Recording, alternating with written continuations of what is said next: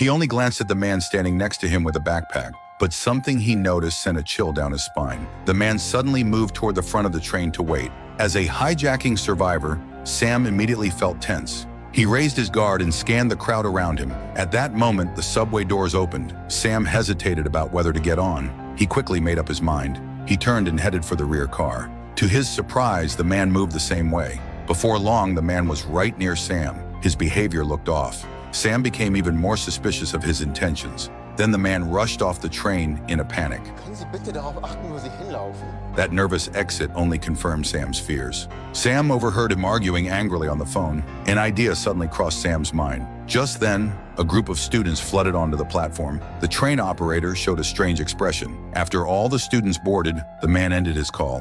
He then rushed back into the front car. Sam immediately followed him. A transit officer happened to be standing nearby. That made it the perfect opportunity for Sam. He walked quickly up to the man. He hinted that something wasn't right. You speak English, yeah? Yeah, I thought so.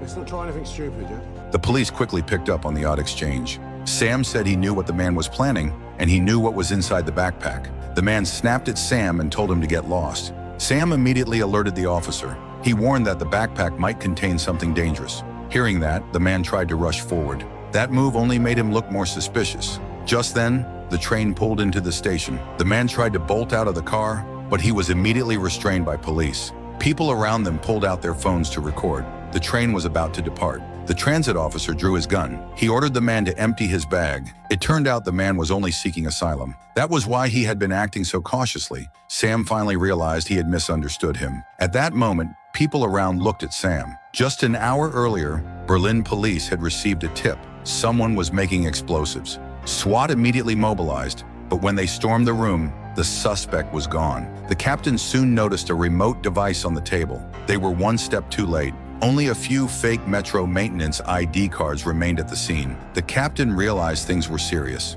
Meanwhile, the maintenance crew was getting ready to leave. One man, however, arrived late. His ID was exactly like the ones police had found. After the crew left, the man quietly headed toward the metro line where Sam was. On the other side, the train driver looked increasingly anxious. At the next station, he stopped the train but suddenly ran out of the cabin. When the dispatcher and colleagues asked him questions, he didn't even look back. Sam's heart raced again. It seemed the driver was heading to the restroom. Once inside, the driver anxiously made a phone call. He was calling the man who had made the fake IDs, but the train noise prevented the call from going through. Just as the driver was about to lose it, it was time to depart. The dispatcher reassured him that the train might leave a few minutes late. Then he went back to check on the driver in the restroom. Code 700 was an internal, non-emergency code. The dispatcher was worried about what was wrong with the driver, but the driver didn't answer, remained frustrated, and refused to communicate. He returned directly to the cabin. Sam watched everything unfold. Soon the train departed again.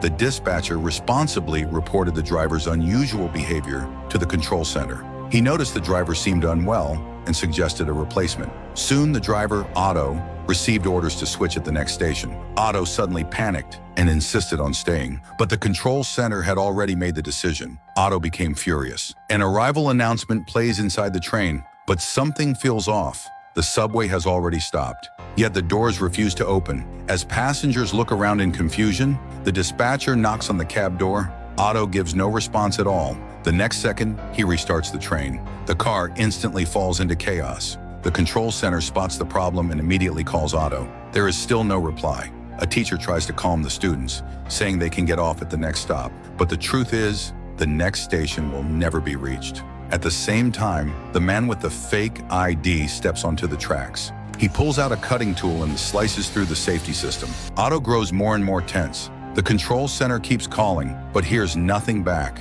The train is about to enter the station. The control center switches the signal to red, trying to force the train to stop. Otto ignores it completely and blasts straight through the platform, because the next station is the meeting point they plan. The man finishes cutting the device and starts switching the tracks. The train is diverted onto another line. Passengers inside completely panic. One student hits the emergency brake. The train doesn't slow down at all. Otto fully loses control emotionally. The speed keeps climbing. Sam rushes to the cab door and pulls out the cab key. He demands that Otto slow down. During their struggle, the track switch is completed. The man barely avoids the train and slips into another sealed track. The control center is totally stunned. What is he trying to do? On the other side, the train finally comes to a stop. Faced with Sam's questioning, Otto panics and says something is wrong. He tells Sam to find the transit police right away. But the officers are already off the train, chasing the man who caused the chaos. And the craziest part is still yet to come. Wait, how did you get in here? You're Otto, right? Who are you? Otto, listen to me. I'm hijacking this train.